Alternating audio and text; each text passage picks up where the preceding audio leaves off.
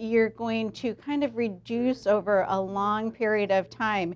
You'll take your puree and you'll reduce it, and a lot of people like to do this in something like a crock pot with the lid off for about 20 hours, real low. Just keep an eye on it, and then what you could do is add a 2-to-1 ratio of glycerin to that syrup concentrate, and then you can keep it for a few months. But today we're going to be just exploring some very simple liquid ingredients. So knowing all that, let's go ahead and get started. And does anyone have any questions on natural food colors right now?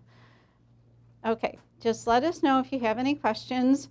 And what's nice about these is they're all natural and they're plant-based, and if you want to kind of get away from using artificial food colorings, this could be the way to go. But keep in mind, since they're natural, they're not concentrated, you're not going to get as robust and bright color, but they're still really nice, and they definitely hold their place in the kitchen. So first of all, let's talk about the most popular one, in my opinion, which you hear so much about lately, are beets used for natural food coloring.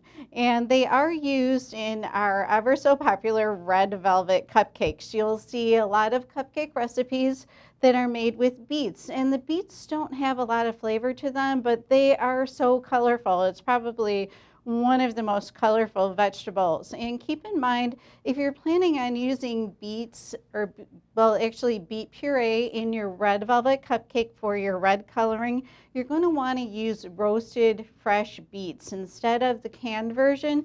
You can use the sliced or whole beets that you can find in the can. Don't use the pickled ones because you're going to get a pickle flavor to your cupcakes.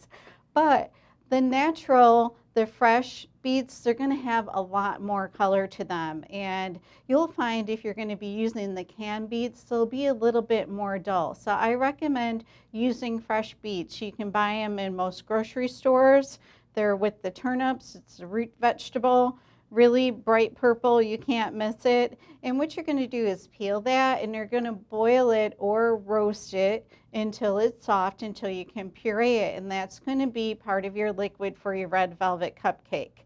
So that's very popular right now, and you can also use the beet puree to color some of your icing too for a little bit of a pink color. Red is super hard to get when you're using natural coloring. You'll find the bright reds really with the artificial coloring. So if you have to do a fire engine cake, then you're going to have to use some artificial coloring and stay away from the natural. You can get some deeper reds, but you're really not going to get that fire engine red. So keep in mind that these colors are going to be a little bit more muted, but the nice thing is they're more healthful for you. So let's talk about our beet puree. I have a little bit here today. It's a nice purple color. You can use this in your icings. I've just got some basic white buttercream that we're going to be using some of these colorings in today. So this is what your beet puree is going to look like. So with any of your fruit, vegetable, herb purees, you're going to puree them. And if you're finding that it's not pureeing, then you can go ahead and add a little bit of water or water or simple syrup to that. You'll want to do that with maybe some of your herbs to get a little liquid in there, or even your carrots. And you can buy carrot juice in the store too, and that's great for orange coloring. So once these are pureed, you're going to be straining them, and you can use a fine mesh strainer or you can use some cheesecloth. I definitely recommend purchasing one of these strainers if you can. They're a little expensive. They're probably about $80, and this is called a chinois. And super nice piece of equipment to have in your kitchen. You'll never regret it. You'll get so much use out of it. It's a real nice fine mesh strainer. It's got a little cage on the bottom here, so your strainer can't touch the bottom of your container or pot, whatever you're using. And you can pass so many things through this, like for example, raspberries. If you did your raspberry sauce assignment and you found a couple of seeds in the final sauce because your strainer was a little too wide. You won't ever have that with one of these fine mesh chinois. They're great. You can use them on the sweet side, on the savory side. One thing I do recommend, if you invest in one of these, if you use it for straining some sauces, make sure that you get it in some water right away, even if you don't have time to clean it at the moment. I know how things can be in a kitchen, you're busy, but don't let whatever you strained in here dry on here because it is fine mesh and you won't be able to get it out. You can boil it until it scrub it till the end of time, but you're still going to see it in there. So make sure that you just soak it in a pan of water if you invest in one of these and then clean it up later when you have time. What's nice too is the cone bottom, and you'll want to use a ladle to kind of push your purees through the sieve, and then you'll get some really nice fine pulp on the once you pass it through here in the container or whatever you're using. So highly recommend this. If you don't have one of these, you can use the cheesecloth. It works really well. It's always nice to have this in the kitchen too. You can see how fine it is. Not much is going to get through here. And you can line your wider strainer with the cheesecloth and kind of pass things through. You can even kind of pick up the cheesecloth with your maybe your pulp in here, and you can kind of twist it and squeeze it out a little bit. So I definitely recommend having either one of these in your kitchen if you're planning on doing any of these liquid natural colors. And do we have questions on anything so far?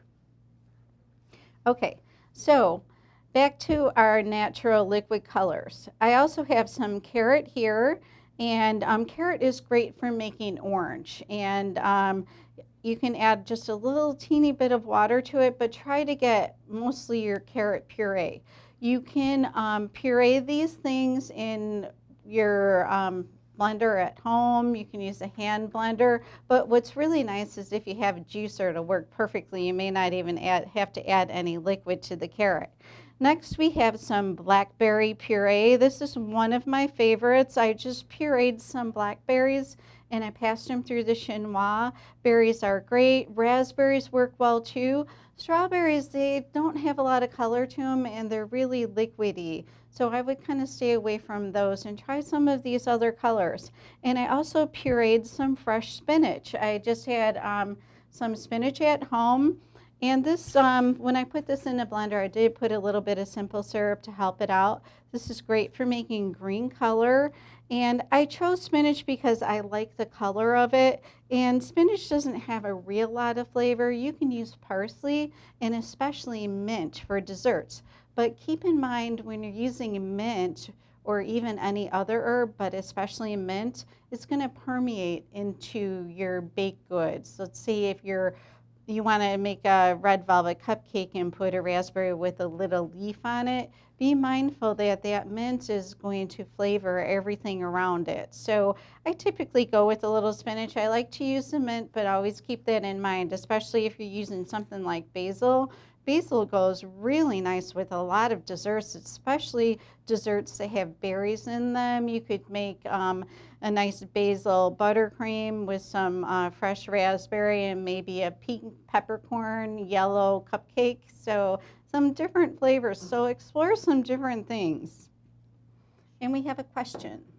If using a cheesecloth, how many layers should it be folded? The question is for cheesecloth, how many times should it be folded?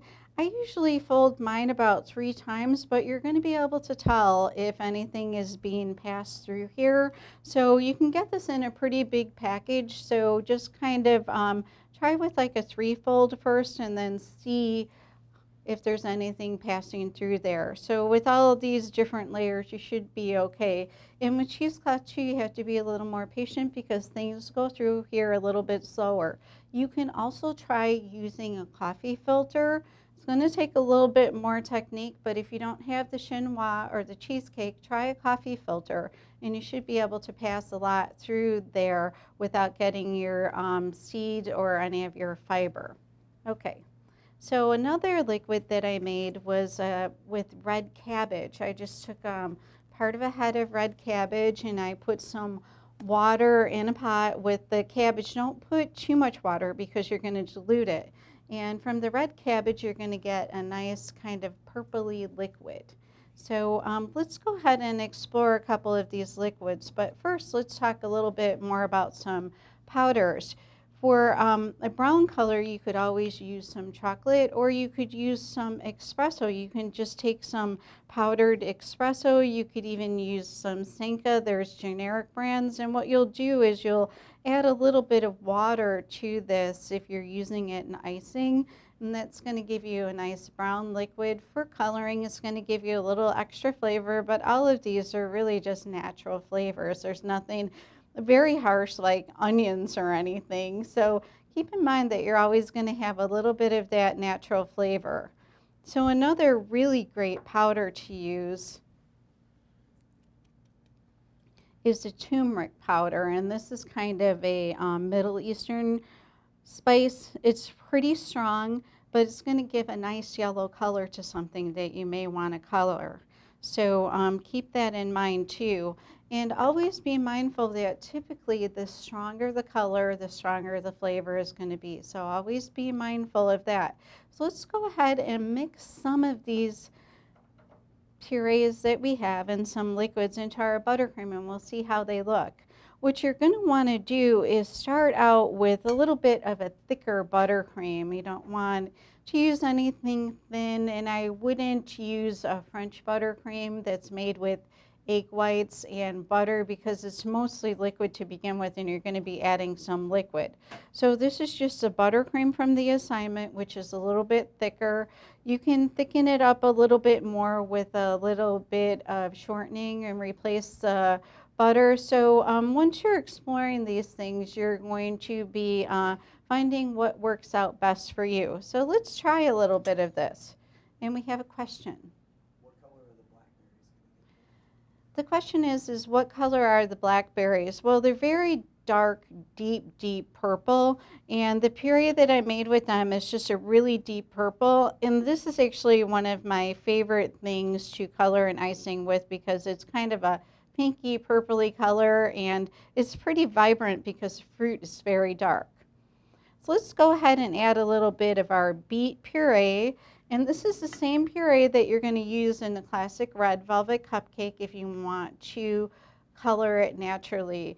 And beets do have a very distinct flavor to them, but like all of these things that I have here today, they are very mild, except for the blackberries are nice and tangy and fruity. So when it comes to using like a vegetable like the beet or the spinach or even the carrot, they're pretty mild and you're going to get some nice color with these. So with the beet, you're going to get the pink, and you can also use the raspberry puree to obtain the pink too. I brought the beet today because I referenced it to the red velvet cupcake. So we're just going to add a little bit of this to our buttercream. And you may get a little bit of specking. Keep in mind that it is natural and it is freshly made. So as you can see, with just a little bit of beet that I put in this buttercream, it's a super beautiful pink color. And do we have another question? Can you use juice from raw beets instead of roasting and pureeing them? The question is can you use juice from raw beets instead of roasting and pureeing them? You're really not going to get much because that's a root vegetable and it is very hard.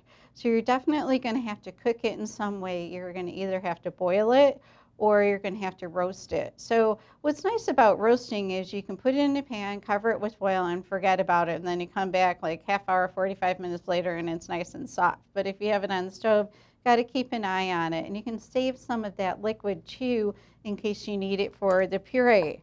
So as you can see, this is just a really super beautiful color. And we got this color by just adding the beet puree and really not adding a lot of flavor to the buttercream.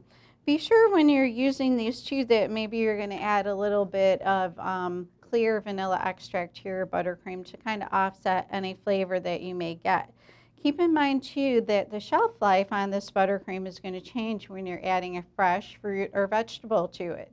With the fresh fruits, it can go sour and ferment, and you'll taste it for sure. So make sure that you're using these in a couple of days. Okay, so let's go ahead and set this aside. Okay, so now we're going to do a little bit of green with our spinach. Like I said, this is one of my favorite things to use because I like to color the spinach. The parsley isn't quite as green, and I like to use the mint too, but then you're going to have the permeation of the mint flavor. So let's go ahead and add a little bit of this spinach, and we're going to make some nice green buttercream. And what's nice about this too is it's almost like leaf green, and it just looks really natural. You can add a little bit less or a little bit more. So I just usually add enough so I get a nice color. And it's really not changing the buttercream texture much at all. You may get a little bit of particle in there, but it's definitely worth it if you're looking for some natural coloring. And do we have any questions on anything so far? Can we use sweet potatoes for orange colors? Hmm? Can we use sweet potato for orange? The question is can you use sweet potato for orange color? Absolutely. You can puree it the same way that you would puree your beets because it's going to be kind of the same texture. So that'll be great too. So I've got some carrot here too. And it's not, these carrots aren't as vibrant as they usually are, but carrot is really good for making orange in any recipe. So we're going to just go ahead and make a little bit of orange buttercream. That one is a little more liquidy. It's going to take a little bit more to mix it in. So as you can see, with just a little bit of these liquid natural colors, we're really making some nice looking buttercream here. So you really don't have to sacrifice with your natural colors. You're just going to get a little bit extra flavor. And this is kind of thin, so we're just going to mix it up a little bit. And definitely, if you have a juicer, that's going to give you a little bit stronger carrot liquid, and that's going to make your buttercream a little bit more orange. And definitely try the sweet potato too. Okay, so let's go ahead and try the blackberry. So this is one of my favorites. I really like the color and I especially like the flavor. So you can maybe start out using some fruits and see how you like that, and then kind of move over to maybe some of your vegetables or even your herbs.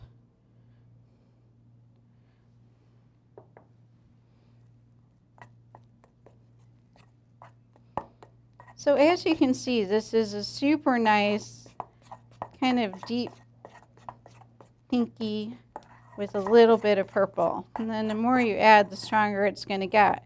So definitely with some of the fruit purees, you can go ahead and add a little bit extra because you're not going to be worrying about getting any of that vegetable taste. So let's go ahead and add a little bit extra. And it's a super beautiful color. It's kind of like almost got a little bit of wineness to it. So definitely try some of these natural colorings. You won't be disappointed at all. And do we have any questions on anything so far?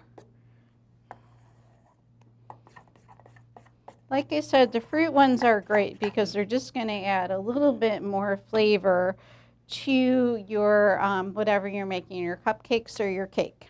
Okay, so let's go ahead and try the turmeric. This is a super strong powder.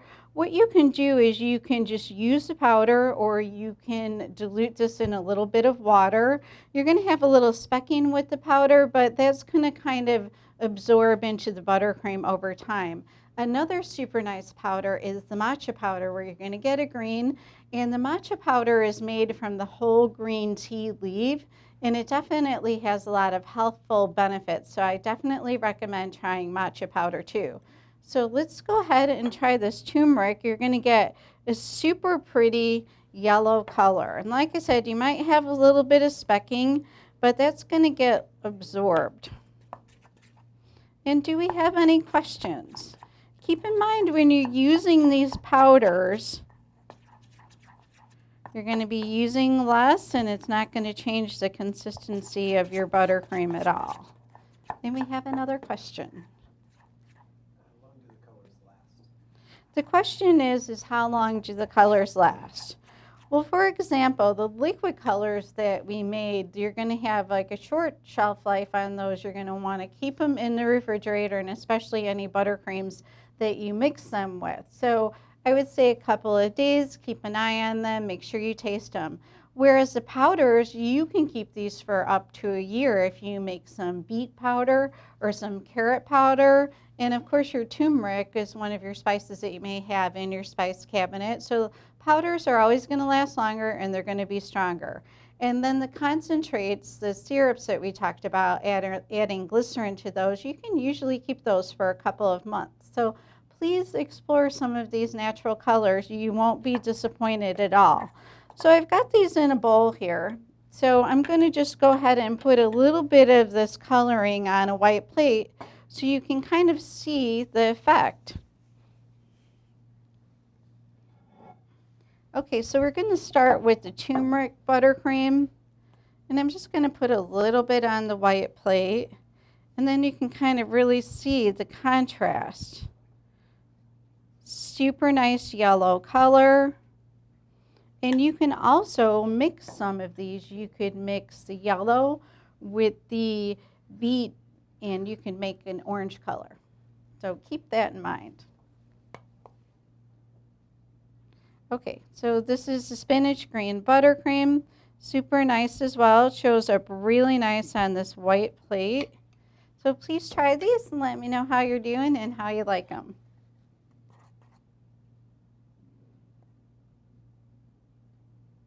Okay, this is the blackberry. Very pretty color. Raspberry makes a real nice color as well. So we have our kind of light orange from our carrot. Still showing up nicely on the white. And as you can see, the turmeric is a lot thicker than the other buttercreams that I added the liquids to. So please explore your natural colorings. And we're getting ready to say our goodbyes. So if you have any questions, be sure to let me know. Otherwise, we're going to be seeing you next week. And this is the beet buttercream. As you can see, it's a little bit more vibrant than the blackberry buttercream. So try your natural food colorings and let me know how you're doing and if you have any questions, and we'll see you next week. Goodbye.